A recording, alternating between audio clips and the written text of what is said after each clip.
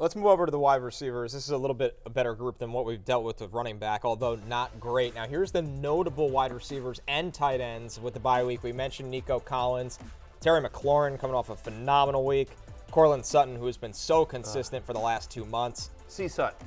Josh Downs is still hurt. It's it's not definite that he's back after the bye, so keep an eye on his injury status. Zay Flowers, Michael Pittman Jr., Tank Dell, Mark Andrews, who's really turned the corner the last couple weeks. Our favorite player on waiver wires, Hunter Henry. Yeah, sorry, not this week. He graduated. Tuesday, a Hunter Henry free Tuesday.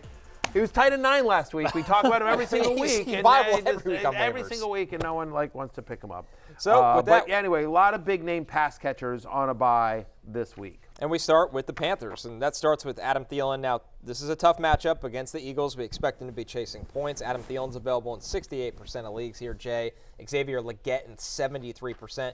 But the best news of this is that Bryce Young has just looked so much better the last couple of weeks. Yeah, he looks like a very solid quarterback, fulfilling that kind of potential where I think the upside case for Bryce Young at some point became like Chiefs Alex Smith, and that's kind of the role that he's fulfilling. He looks mobile. He looks a lot more confident in the pocket. Earlier in the season, it's like he would stare down a pass rusher and then just take the sack. Now he's actually moving around. He's creating on the move. And Thielen, he already had the connection with Thielen last year. And Thielen just has been injured and been in and out of the lineup. And so they seem to have that connection again. So Adam Thielen, he is what looks like a wide receiver 1 for a now competent NFL quarterback.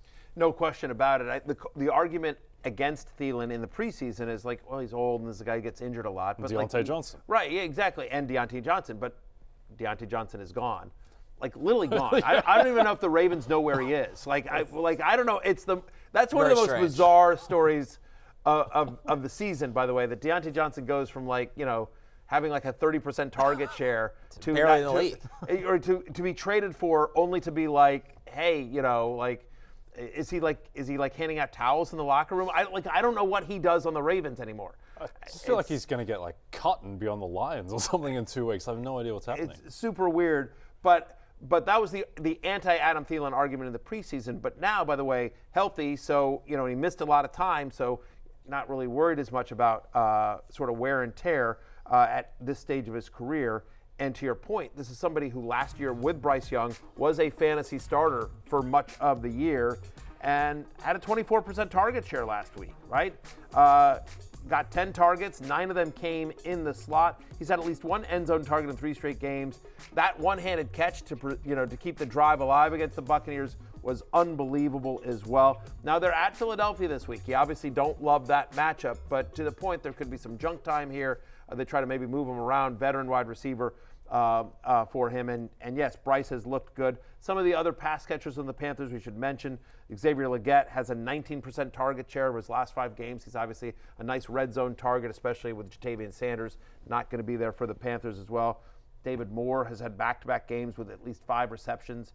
And hopefully Jalen Coker. Us cokeheads desperate for his return. I need him in our league. He's starting for me against Denny. Really itching for his return. Yes. I'm desperate for his return. I'm desperate for his scratch your neck, his Matthew. return. You got a lot of it. Yeah, exactly. Anyway, but Thielen would be our number 1 choice here as well. He's available in almost 70% of Yahoo leagues. Our next receiver is Cedric Tillman, who didn't play last night because of the concussion, but typically, Jay, we don't see guys linger in concussion protocol multiple weeks, especially receivers after one kind of hit. When Tillman did play with Jameis, things were looking good in this Browns offense. Yeah, so hopefully he will be back. We'll get more into the Jameis experience, but the Jameis experience obviously involves a lot of passing yards, a lot of passes. The Browns just can't run the ball whatsoever, so they're needing to throw. And Tillman, I get that on paper the Steelers looks like a scary matchup, but the Steelers' pass defense isn't infallible. Their corner situation isn't amazing. They have a great pass rush, and they've been very solid in run defense, but they can be exploited. So Cedric Tillman, certainly one of the more appetizing names on this list.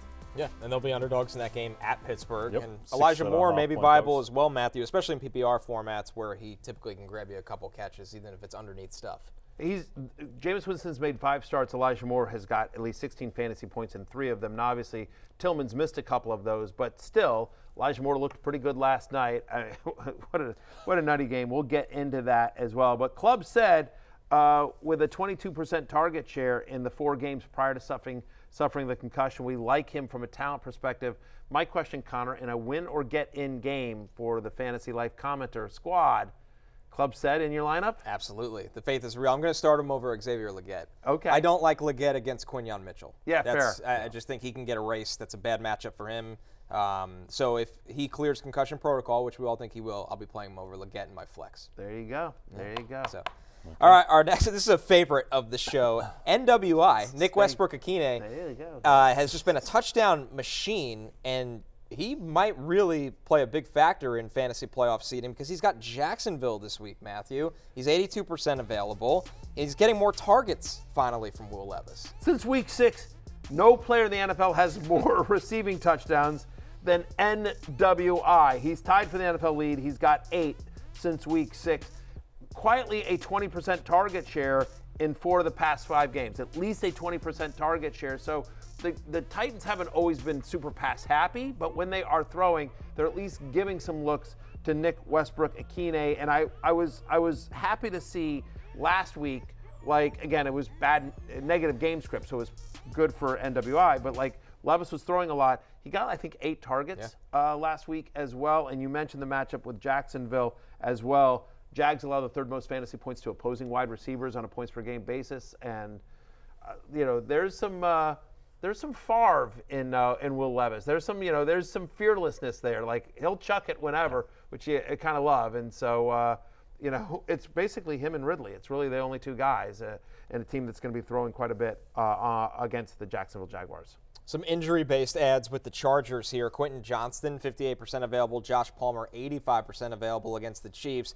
Jay, this one largely depends on the status of Ladd McConkey, who has the knee injury. He left the game, and didn't come back into the game against the Falcons. And Jim Harbaugh, all we got right now is he'll be evaluated as the week goes on. But the fact he didn't come back into the game when he was tearing up the Falcons is not the best sign. Yeah, particularly because it was a close game and they needed him in the second half. So that is a concern. And then also, the Chiefs' defense, like, if you have any kind of latent idea that this is the same unit that it was last year, no, this is not a good pass defense at the moment. Really missing Jalen Watson, really missing L'Jarius Sneed, who left in the offseason, obviously. So this is a pass funnel defense. It's a team that you can throw on. And look, they're 3.5-point dogs in prime time. Suspect that they're going to need to throw the Chargers. And if Ladd McConkey's not there, it's Quentin Johnston, Josh Palmer, and Will Dissly. There's not much else. Our stash mention here, Hollywood Brown, 82% available, waiting for the return of Hollywood Brown as a stash option, Matthew. If you have that kind of roster flexibility this late in the year? I guess you'd have to be in a pretty deep league. Like, he's expected to return to practice in week 15, could play in week 16. Given how much they spread the ball around, and like, you're in the middle of fantasy playoffs, so you're really going to risk it. You're going to want to see it, right? So if he's playing in week 16, you're not going to, unless you're truly desperate, you're not going to throw him out there. You're going to want to see it first. So now it's week 17. And are you really starting Hollywood Brown in your fantasy finals after only 1 game? Again, because, it's the Chiefs where you're just like, oh, here's 2 touchdowns to Noah Gray. Oh, he doesn't get any looks the next week. I mean, they're so, sort of like just, I don't know. I get it, right? He's a big name, talented player, and the Chiefs offense, if you're on the field with Patrick Mahomes, good things can happen. But practically speaking, I'd have to be in a super deep league. Much more football relevant and playoffs relevant than fantasy. Correct. Statistical accumulation relevant. Some more deep league wide receiver. But we wanted to mention it just to be comprehensive. Waiver targets. Parker Washington after his best game, and obviously the fact that he can play the slot. Mac Jones target, 99% available is what matters there. MVS, who's been tearing it up for the Saints, he's got the Giants, 69% available. I know, it's insane.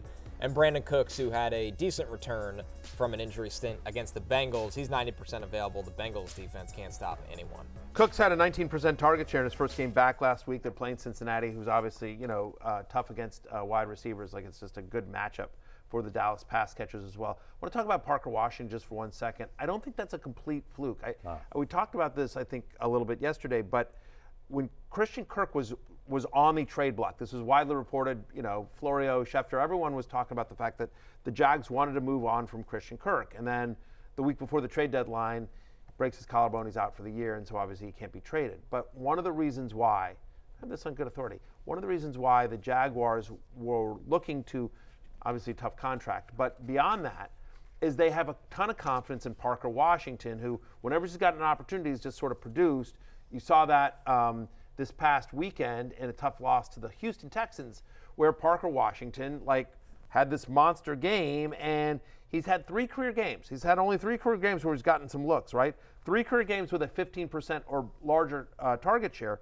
In those 3 games, he's averaging over 16 fantasy points per game. And so, to your point, in the slot, clearly there's a connection there with Mac Jones. The assumption, as we sit here today, is that Mac Jones is going to start this week for the Jaguars.